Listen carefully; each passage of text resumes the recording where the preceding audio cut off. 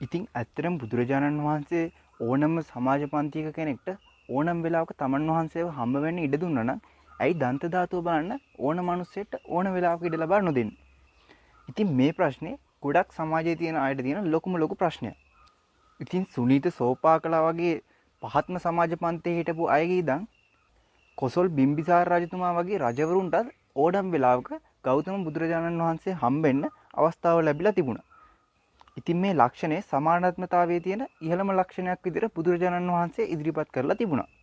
හැබැයි සම්බුද්ධ පරිනිර්වාණයෙන් අවුරුදු 2600කට විතර පස්සේ මේ වෙනකොට සම්බුදුරජාණන් වහන්සේගේ ධාතුවක් වන්දනා කරන්න අපිට හම්බෙන්නේ ඊටාත්ම සරල කුඩා අවස්ථාවන් ප්‍රමාණයක් විතරයි. සමහර විට ජීවිතේටම ඒක එක අවස්ථාවක් වෙන්නත් පුළුවන්. ඉතින් ඇත්තටම මේකට හේතුව මොකක්ද? ඉතින් අද වීඩියෝ එකෙන් අපි මේ ගැන තමයි කතා කරන්න බලාපොරොත්තු වෙන්නේ. ඉතින් වීඩියෝ එකට යන්න කලින් ඉල්ලීමක් කරනවා අපි channel එක subscribe කරලා මේ වීඩියෝ එකට like එකකුත් දාන්න පසුබට වෙන්න එපා. මොකද මේ වීඩියෝ එකෙන් ඔයාලට ගොඩක් වැදගත් ප්‍රශ්නයකට උත්තරයක් හම්බෙන්න යනවා. ඉතින් මේ ප්‍රශ්නේ සමාජයේ ඉන්න ගොඩක් අයට තියෙන ප්‍රශ්නයක් නිසා මේ ගැන අපි පරීක්ෂණයක් කරන්න කටයුතු කරා. ඉතින් මේ පරීක්ෂණයෙන් අපිට හම්බුණු ප්‍රතිඵල වලට අනුව ගොඩක්ම සරල විදිහට අපි මේ පරීක්ෂණයේ තොරතුරු වලට ඉදිරිපත් කරොත් ප්‍රධාන හේතු 4ක් අපිට ඉදිරිපත් කරන්න පුළුවන් මේ දළදා ප්‍රදර්ශනය කියන එක දිගටම කරන්නේ නැති වෙන්න. එහෙමත් නැත්නම් ඕනෑම ධාතුවක් දිගටම ප්‍රදර්ශනය නොකරන්න හේතු මොනවද කියන එක ගැන. ඉතින් අපි ප්‍රධාන වශයෙන්ම දළදා ප්‍රදර්ශනය ගැන තමයි මෙතනදී කතා කරන්න බලාපොරොත්තු වෙන්නේ. ඉතින් අපි බලමු මොනවද මේ හේතු කියලා. ඉතින් පළවෙනි හේතුව තමයි ආරක්ෂාව. ඉතින් ඔයාලා අපි කාටත් හොඳටම තේරෙන දෙයක් තමයි දන්ත ධාතුවට තියෙන වටිනාකම.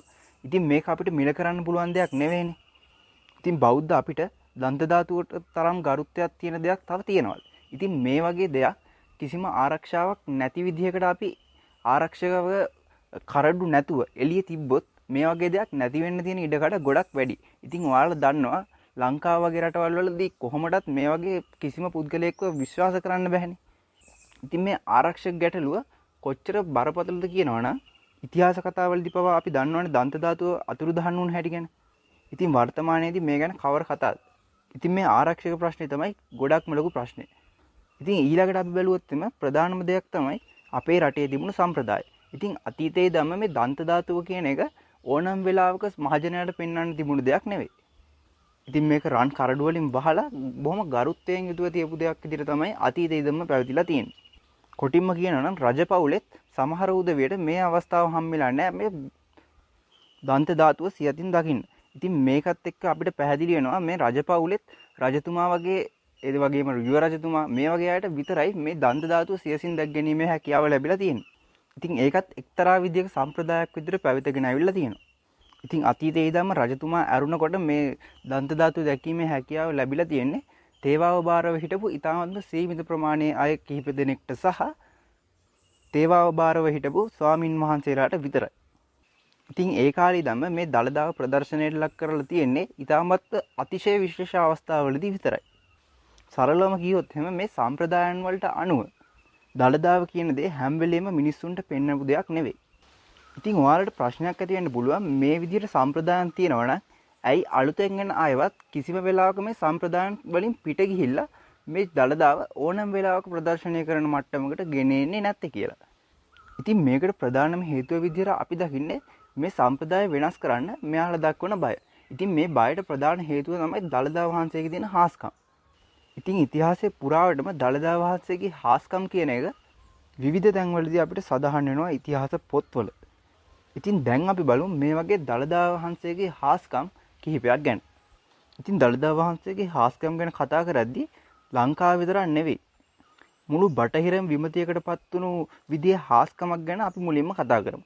ඉතින් මේක තමයි මෑත කාලීනවම කතා වෙන හාස්කම. ඒ තමයි 1918 දී දළදා වහන්සේ විසින් දැක්වූ හාස්කම ගැන. ඉතින් මේ සිද්ධිය සිද්ධ වෙන්නේ 1918 එහෙමත් නැත්නම් යටත් විජිත පාලන කාර්යය ඇතුලේ ඉංග්‍රීසි ජාතිකයන් විසින් කරපු යම් උද්දච්ච ක්‍රියාවකුත් එක්ක. ඉතින් ඉංග්‍රීසි ජාතිකයන් විසින් 1918 දී පෙරහැර පැවැත්වීම සහ දළදා තේවාව කියන එක නතර කරලා දානවා.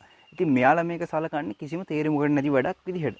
ඉතින් මේකත් එක්ක මෙයාලා අවුරුදු 10ක් මේ විදිහට මේක කරගෙන යනවා. ඉතින් මේ අවුරුදු 10 ඇතුලේ ලංකාව ගොඩක් අන්ත දරුණු තත්වයකට අද වැටෙනවා. ඉතින් දිගින් දිගටම නියං දුර්භිෂ්ක මේ විදිහට ලංකාවේ ආර්ථිකය විතරක් නෙවෙයි ලංකාවෙන් අර බ්‍රිතාන්‍ය ජාතිකයන් බලාපොරොත්තු වුණු දේවල් පවා ගන්න නොහැකි වෙනවා. ඉතින් මේ ප්‍රශ්නයත් එක්ක. ඉතින් මේකත් එක්ක මහජන විරෝධතා එන්න වැඩි වෙන්න පටන් ගන්නවා. ඉතින් විරෝධතාව වලට අමතරව සංදේශ බාර දීම් වගේ දේවලුත් මේ කාලේ එන්න වැඩි වෙනවා. ඉතින් මේකත් එක්ක මේ தત્ත්වය තේරුම් ගත්තු ඉංග්‍රීසි ජාතිකයන් ඉතින් නැවත දළදා වහන්සේගෙන් සමාව අරගෙන පුද පූජා නැවත ආරම්භ කිරීමටත් දළදා පෙරහැරක් පවත්වීමටත් කටයුතු කරලා තියෙනවා. ඉතින් මේකත් එක්ක මේ සිද්ධිය සිදුවීමත් එක්කම මහා පරිමාණ වර්ෂාවක් ලංකාවට ඇදලා තියෙනවා. ඉතින් මේ වර්ෂාවට දළදා වතුර කියලා යාලා නම් තියෙනවා. ඉතින් මේ සිදුවීමත් එක්ක දළදා වහන්සේ ගැන ඉංග්‍රීසි ජාතිකයන්ගේ පැහැදීමක් ඇති වෙනවා. ඉතින් ඒ වගේම දළදා ගමනේ සිද්ධ වුණේ කිත්සිරිමෙවන් රජ දවස කියලා ඔයාලා හැමෝම දන්නවා ඇතිනේ. ඉතින් මුලදී රජතුමා ගොඩක්ම ගෞරවයෙන් මේ දළදා තේවාව පටන් ගත්තා. පහු කාලෙදී මේ දළදාව ගැන රජතුමාට පොඩි සැකයක් ඇති වෙලා තියෙනවා. ඉතින් කිත්සිරිමෙවන් රජතුමා කියන්නේ ගොඩක් බෞද්ධ ආගමට ලැබි කෙනෙක්නේ. ඉතින් එතුමා ගොඩක් බෞද්ධ පොතපත කියවලා තිබුණ කෙනෙක්. ඉතින් මේ පොතපතන අනුව ගොඩක්ම දළදාව කියන්නේ ගොඩක් සුදු පාටට හුරු දෙයක්. නමුත් මේ අලුත් දළදාව විදිහට මේ ගෙනත් දුන්නු දළදාව එච්චර සුදු නෑ කියලා රජතුමාට සැක හිතිලා තියෙනවා. ඉතින් මේක ඇත්තම දළදාවද කියලා රජතුමාට පොඩි සැකයක් ඒ වෙලාවේ ඇති වෙලා තියෙනවා.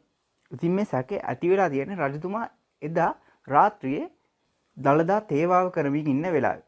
ඉතින් මේකත් එක්ක ශනිකව දළදාව වැඩමවා තිබුණු කරඩුවෙන් එළියට පැනලා අහසට එසව සතර දිශාවට රැස් වීදවලා තියෙනවා. ඉතින් මේකත් එක්ක රජතුමා ගොඩක්ම විමතියට පත් වෙලා තියෙනවා.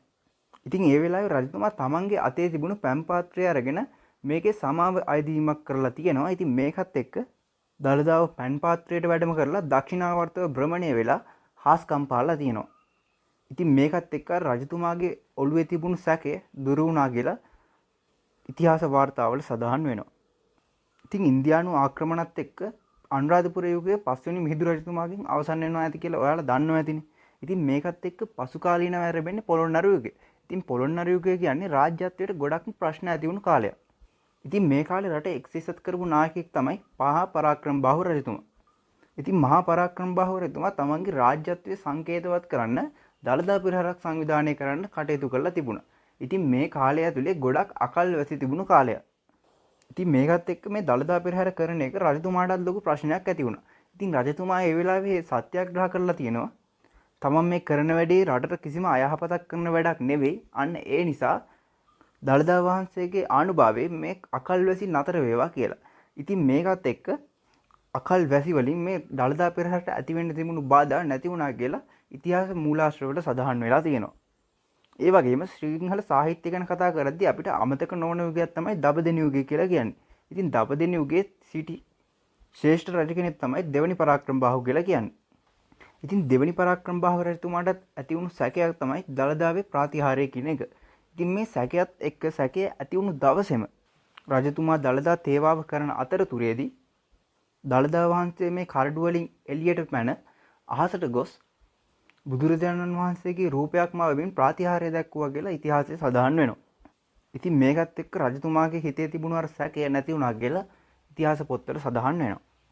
ඉතින් මේ කාලෙදිම තවත් ඇති වුණු දෙයක් තමයි මහා නියග කාලගුණයක් ඇති වුණා මේ රජතුමාගේ කාලය ඇතුලේ. ඉතින් ඒ වෙනකොට දළදාව ගැන ගොඩක් පැහැදීමකට පත් වෙලා හිටපු මේ රජතුමා මේ කාලගුණයෙන් රට මුදවා දෙන්න කියලා මහා සත්‍යාග්‍රහයක් එක්ක විශේෂ දළදා පෙරහැරක් කරලා තියෙනවා. ඉතින් මේකත් එක්ක මහා වැසි වහලා ආපු ගංගා ඇලදොල පිරලා ඉතිරිලා ගිහිල්ලා රට ශාස්ත්‍රීය භාවයට පත් වුණා කියලා ඉතිහාස වාර්තාවල සඳහන් වෙනවා. ඉතින් ඒ වගේම 80 දශකයේ අගභාගයේ සිද්ධ වුණු විශේෂ සිදුවීමක් ගැන පසු කාලිනව නිරංජන් විජේරත්න එවකට හිටපු දියවඩන නිලමෙතුමා ප්‍රකාශයක් සිදු කරලා තිබුණා. ඉතින් මේ වගේ විශේෂ සිදුවීමක් ගැන. ඉතින් මේකත් අපිට දැනගන්න පුළුවන් යුගයේ සිද්ධ වුණු මහා හාස්කමක්. ඉතින් ඔයාලා හැමෝම දන්නවා ඉතින් දළදා මාලිගාව අවට උඩවත්ත කැලේ කියලා එකක් තියෙනවා කියලා. ඉතින් මේක රිලව් වදුරන් වගේ අය ගොඩක් විදිහට මේ සත්තු ගැවසෙන කලාපයක්. ඉතින් මේ සත්තු දළදා මාලිගාවට ඇවිල්ලා වහලේ තියෙන උළු කැට අයින් කරපුවාම මාලිගාව ඇතුළට වතුර කාන්දු වෙන්න පටන් අරගෙන තියෙනවා මේ 80 දශකයේ අගභාගයේ. ඉතින් දළදා වහන්සේ තැන්පත් කරලා තියෙන කුටියටත් මේ ප්‍රශ්නෙම සිද්ධ වෙලා තියෙනවා. ඉතින් ඒවකට හිටපු මෙන්න මේ නිරංජන විජේරත්න මැතිතුමා ඒ වගේම තමයි ඒවකට හිටපු මහානා හිම්බරු මේ ප්‍රශ්නය ගැන ගොඩක් පසුතැවිලා තියෙනවා කොහොමද මේක සංවර්ධනය කරන්න කියන එක ගැන. ඉතින් මෙයාලා විසින් මේ මාලිගාවේ කාර්ය මණ්ඩලයට මේ පිළිසකර කිරීම කරන්න කියලා ගොඩක් ඉල්ලීම් කරත් මේ කිසිම කාර්ය මණ්ඩලය කෙනෙක් මේ දෙයට කැමති වෙලා නැහැ. ඉතින් යාලා කැමති නැති වෙන්න හේතුව විදිහට කියලා තියෙන්නේ මේ වගේ පිළිසකර කිරීමක් කරපු හැමදාසෙම යාලට රැට නිදා ගන්න බැරි වෙලා තියෙනවා. දළදා වහන්සේගේ ලෙවල් එකට වඩා උඩ ලෙවල් එකකට යන හැම වෙලාවකම එයාලට බිහිසුණු හීන දකින්න සිද්ධ වුණා කියලා එයාලා තමන්ගේ කට වචනයෙන්ම කියලා තිබුණා. ඉතින් මේ ප්‍රශ්නෙට උත්තරයක් හොයාගන්න මහානාම හිමිවරුන්ට සහ මේ නිරංජන විජේරත්න මැතිතුමා ඇතුළු කණ්ඩායමට හැකියාවක් ලැබෙන්නේ නැහැ. ඉතින් අන්තිමේට කරන්න කිසිම දෙයක් නැති වුණාම මෙයාලා කතා වෙලා තියෙනවා පිටිත් කියලා පඩුරු ගැට ගහන්න දවස් 7ක් ඇතුළත ප්‍රතිහාරයකින් මේකට උත්තරයක් හම්බෙන්න කියලා. ඉතින් දවස් 2ක් 3ක් යනකල් කිසිම උත්තරයක් මෙයාලට හම්බුනේ නැහැ. ඉතින් එකපාරටම මෙයාලට කෝල් එකක් එනවා. ඒ කෝල් එක එන්නේ ඒවකට හිටපු අගමැතිතුමා රණසිංහ ප්‍රේමදාස මැතිතුමාගේ. ඉතින් එතුමා හදිස්සියේ කතා කරලා කියලා තියන්නේ එතුමා හදිස්සි සංචාරයක් මේ ශ්‍රී දළදා මාලිගාවට කරනවා කියලා ඉතාමත්ම මෑතකදී. ඉතින් දවස් දෙකක් ඇතුළතම අගමැතිතුමා නුවරට එනවා. ඒ වගේම තමයි දළදා වහන්සේ වැඳ පුදා ගන්නත් එනවා. ඉතින් මේ විදිහට ආපු අගමැතිතුමාගේ මූලයේ යම්කිසි සැකමත් සහංගාවක් තියෙනවා කියලා නිරංජන විජේරත්න මැතිතුමාට සැක පහළ වෙලා තියෙනවා. ඉතින් මේකත් එක්ක දළදා කරඩුව වන්දනා කරන අතරතුර නිරංජන විජේරත්න මැතිතුමා සහ මහානා හිමිවරු අහනවා හදිස්සියෙම ඇයි මේ නුවරට එන්න හිතුනේ කියලා. ඉතින් මේකට දුන්න උත්තරෙන් මෙතන හිටපු හැමෝම විමතියටපත් වෙලා තියෙනවා. ඉතින් අගමැතිතුමා කියලා තියෙන්නේ දින කිහිපයක් ඇතුළත ඔහු කීප වතාවක්ම නිින්දෙන් බය වීමකට ලක් වුණා කියලා. ඔහු හීන වලින් දැකලා තියෙනවා සුදු නිලම ඇඳුමක් ඇඳගත්තු කෙනෙක් ඇවිල්ලා ඔහුට දිගින් දිගටම බෙල්ල මිරිකමින් දළදා මාලිගාවේ වාහලේ සෙවලි කරන්න කියලා බලපෑම් කරනවා. හැබැයි කිසිම වෙලාවක ඒ පුද්ගලයාගේ මූණ දකින්න ඔහුට හැකියාවක් ලැබිලා නැහැ. ඒ වෙලාවේ මහානා හිමිවරු කියලා තියෙනවා මේ වෙන කවුරුත් නෙවෙයි. දළදා වහන්සේගේ ආරක්ෂකයා විදිහට ඉන්න ශ්‍රී දැඩිමුණ්ඩ දෙවියන් වහන්සේ කියලා තියෙනවා. ඉතින් මේ සිදුවීම එතකොට හිටපු අගමැතිතුමා වුණු රණසිංහ ප්‍රේමදාස මැතිතුමාගේ දිනපොතක පවා ලියලා තිබුණා කියලා සඳහන් වෙනවා. ඉතින් මේ වගේ සිදුවීම් එක්ක අපිට පැහැදිලි වෙනවා දළදා වහන්සේගේ තියෙන මේ හාස්කම් ගැන.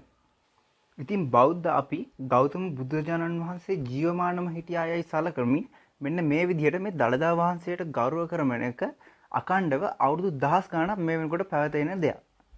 ඉතින් මේ දළදා වහන්සේව දැක බලා ගන්න එක අපි හැමෝගෙම හීනයක් බවට පත් වෙලා තියෙනවා. ඉතින් මේකත් එක්ක අවුරුදු 16කට පස්සේ මේ වෙනකොට අපි හැමෝටම මෙන්න මේ දළදා වහන්සේව දැක බලා ගන්න ගොඩක් විරල අවස්ථාවක් හම්බෙලා තියෙනවා.